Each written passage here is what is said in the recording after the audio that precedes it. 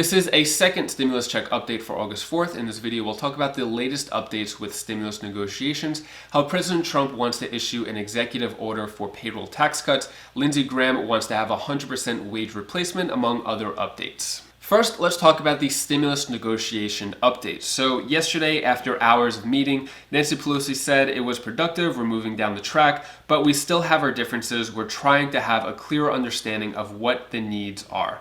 I think it's very clear what the needs are. But Chuck Schumer said, he gave a little bit more detail. He said that they went through the HEALS Act, which is the Republican stimulus proposal, and was saying that they actually calculated the numbers of how much money it would cost to feed children and for how long would the funds last for. In regards to school, how much would it cost to reopen the schools and how long would they be protected for? So we gave a little bit of numbers, but that's just the only details we know in terms of progress.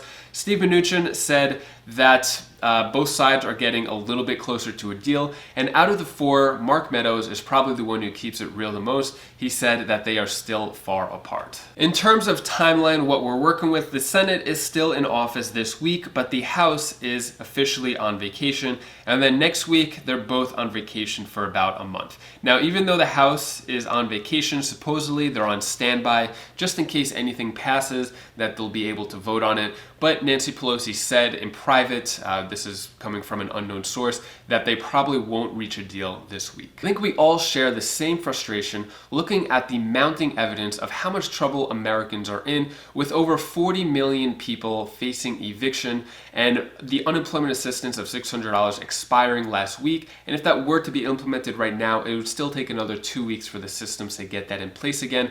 We're all very frustrated because it seems like Congress and politicians have failed us because they are constantly saying one thing, doing another, or taking their time and dragging their feet to get something done for the American people. Most of us feel helpless and want to do something, but there's almost nothing we could do. Even President Trump doesn't have the power to do something. So yesterday, President Trump said a lot of people are going to be evicted, but I'm going to stop it because I'll do it myself if I have to. I have a lot of powers with respect to executive orders, and we're looking at that very serious right now.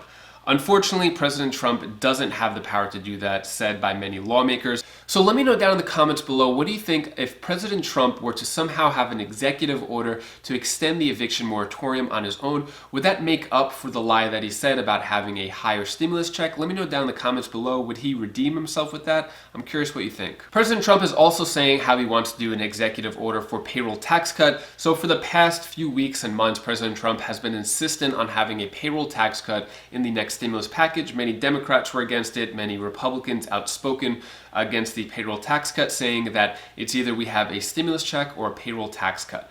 Payroll tax cuts only affect or only benefit people who are working. Basically, it gives them a higher paycheck. With over 20 million Americans not working, a payroll tax cut doesn't really help out those people as much. Also, yesterday, Republican Senator Lindsey Graham says that he wants to replace 100% of a person's wages, which goes against what the Republican plan is. So if you weren't familiar for unemployment assistance, the Republican plan, they want $200 a week up until October and then have 70% of a person's wages. Lindsey Graham is saying that all I'm saying is this: I want to replace your wages but not give you a pay raise. I think that you could come up with technology to reimburse people up to 100% and not more. I don't know how many Republicans would go there. I'm hoping Democrats would say that's reasonable. This is shocking because this is also another Republican going against the Republican Party.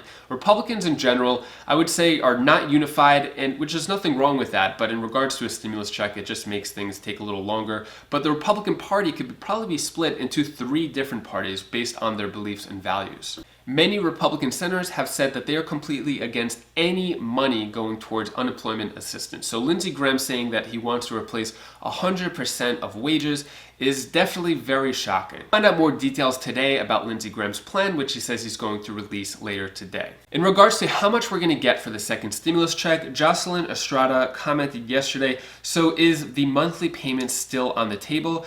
So there's still confusion because there's a lot of different proposals floating around, but in terms of monthly stimulus checks, although many Americans want it, it is not on the table. It is not up for negotiation. So here is what the stimulus check amount is going to be. Both Republicans and Democrats agree on $1,200 as a one-time payment. The only difference is going to be with dependents. Although President Trump did say that the stimulus check will be higher than $1,200, officially yesterday he is on board with the $1,200 stimulus check amount. So from this point forward, it's most likely not going to be higher or lower than $1,200. And if you appreciate the time, energy, and research that went into making this video, please hit the like button down below so that YouTube could share this video with more people. Also, quick update on my knee injury. So I went to the doctor, got the MRI, and the doctor said that I won't need surgery. It's just a sprained MCL. The bad news is that I'm going to be out of commission for the next 6 to 8 weeks. And I am so thankful that I do not need surgery. And thank you for your kind words and wishing me to get better. I really appreciate that. And some other big news that came out yesterday is that the NFL, NBA, MLB,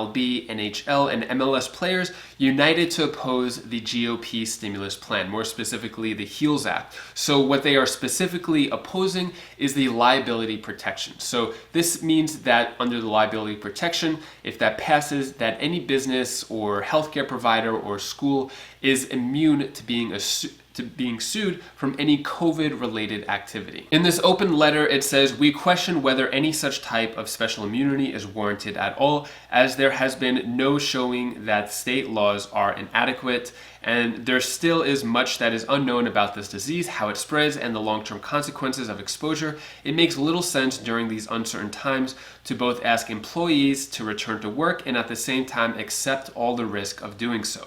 Now, the liability protection is something that Mitch McConnell is not going to budge on. So he says that no bill will pass the Senate without liability protection for everyone related to the coronavirus. So this open letter I think is good, but it doesn't seem like it's enough pressure for Mitch McConnell to cave under the liability protection.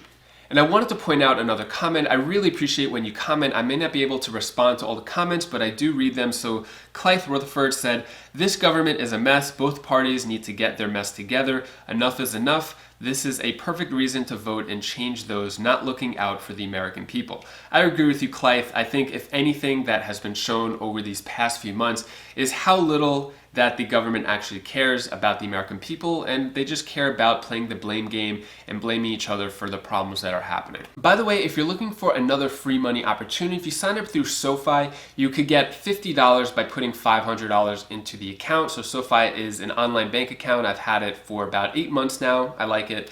And if you want 2 free stocks, you could sign up through Webull. If you want a 3rd free stock, you could sign up through Robinhood. I'm also giving more cash to help out during these hard times. I have more details on that in the description down below. Also, if you want to learn how to invest into any stock, doesn't matter the size, you could click this video over here. It goes over the concept of fractional shares. So you could buy Amazon, which is worth $3,000 around at this moment. You could buy it just for $1. So it doesn't matter how much money you have, you could still invest. You could click that. It's on my second channel, Wise Sense, which teaches wise money tips.